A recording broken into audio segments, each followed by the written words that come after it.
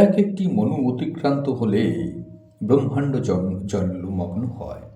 তেমনি 100 মনু অতিক্রান্ত হওয়ার পর একদা ব্রহ্মাণ্ডে মহাপ্রলয় ঘটলে প্রকৃতি দেবী বিশ্বের আধার স্বরূপ একটি ডিম্ব প্রসব করলেন। সেই ডিম্বকটি অবজ্ঞাবশত তিনি জলে নিক্ষেপ করলেন। বহুদিন জলে নিমজ্জিত হয়ে পড়ে রইল সেটি। এরপর কি হলো? নারদ তা নারায়ণের কাছে জানতে চাইলেন। নারায়ণ নারদকে বলেছিলেন, হে নারদ, ব্রহ্মার আয়ুষ্কাল শেষ হওয়ার পর জলে নিক্ষিপ্ত ডিম্বকটি ফেটে গেল। সেখান থেকে বেরিয়ে এলো এক শিশু। তার প্রভা 100 কোটি সূর্যের মতো। নিখিল ব্রহ্মাণ্ডের যিনি রক্ষাকারী, তিনি তখন অসহায়ের মতো তাকিয়েছিলেন। তিনি হলেন মহাবিষ্ণু। মহাবিষ্ণুর এক একটি লোমকূপ থেকে এক একটি বিশ্ব তৈরি হয়েছে। এর সংখ্যা যে কত তার হিসাব কৃষ্ণও জানে না। প্রতিটি বিশ্বেই ব্রহ্মা, বিষ্ণু ও মহেশ্বর আছেন। তাদের সংখ্যাও বলা মুশকিল। পাতাল থেকে ব্রহ্মলোক পর্যন্ত বিস্তৃত জায়গা জুড়ে ব্রহ্মাণ্ড অবস্থিত। ব্রহ্মাণ্ডের উপরে বহু কোটি যোজন দূরে বৈকুণ্ঠ ধাম। তার উপরে 50 কোটি যোজন উঁচুতে গোলক ধাম অবস্থিত। অনেক পাহাড়, পর্বত, অরণ্য, নদী নিয়ে পৃথিবী গড়ে উঠেছে।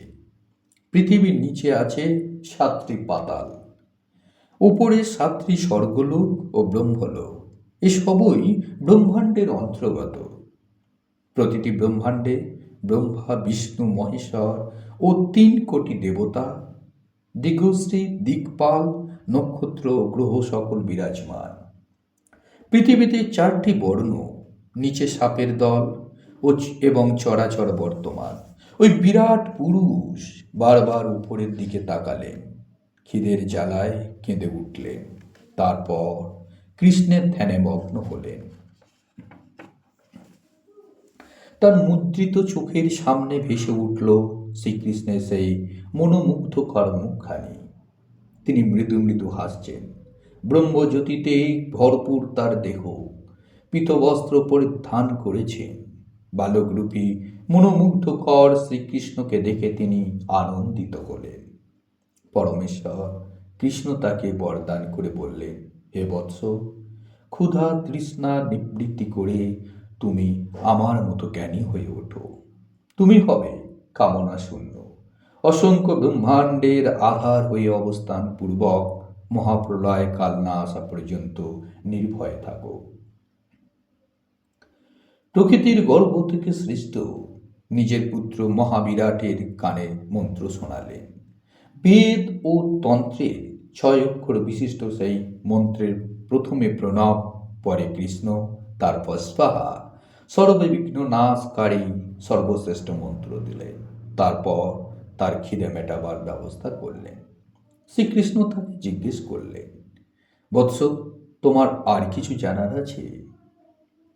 মহাবিরাট বললেন, আমি জানি না যে কতদিন জীবিত থাকব, তবে প্রার্থনা করছি যেন চিরকাল আপনার চরণে আমার মতি থাকে। এই জগতে যে আপনার পূজা করে না সে হয় মৃত্যুর সামিল। যে আপনার ধ্যান করে তাকে তীর্থে তীর্থে ঘুরে বেড়াতে হয় না। পুণ্য সঞ্চয়ের জন্য পূজা, হোম, যাগ, যজ্ঞ, ব্রত কিছুই করতে হয় না। তখন ভগবান শ্রীকৃষ্ণ সেই পুত্র মহাবিষ্ণুকে আশীর্বাদ করে বললেন, তুমি আমার মতো চিরকাল সুস্থির হয়ে অবস্থান করো। অসংখ্য ব্রহ্মার নাশ হলেও তুমি থাকবো অবিনাশী। কথা বলে কৃষ্ণ গোলকধামে চলে গেলেন। তিনি ব্রহ্মা ও শিবকে ডেকে পাঠালেন। ব্রহ্মার উপর সৃষ্টি ও শিবের উপর সংহারের দায়িত্ব ন্যস্ত করলেন।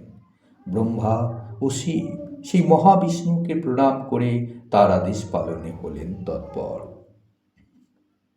আর সেই মহাবিরাটের লোমকূপে অসংখ্য জলরাশি, তার মধ্যে ব্রহ্মা করলেন প্রবেশ। সেই মহাবিরাট তখন জলের উপর শয্যা গ্রহণ করলেন। তার নাভি থেকে একটি পদ্ম বেরিয়ে এলো। তাতে ব্রহ্মাকে আবির্ভূত হতে দেখা গেল। সেই পদ্মের মৃণালে লক্ষ যুগ তিনি ঘুরে বেড়ালেন। তারপরে পদ্মের উপর বসে শ্রীকৃষ্ণের ধ্যানে মগ্ন হলেন। সেখানে বসেই তিনি শুরু করলেন সৃষ্টির কাজ।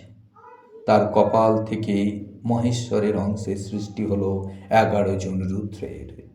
সেই মহাবিরাটের নাভি পদ্মে অবস্থান করে ব্রহ্মা একের পর এক সৃষ্টি করলেন বিশ্ব ব্রহ্মাণ্ড, স্বর্গ, মর্ত, পাতাল।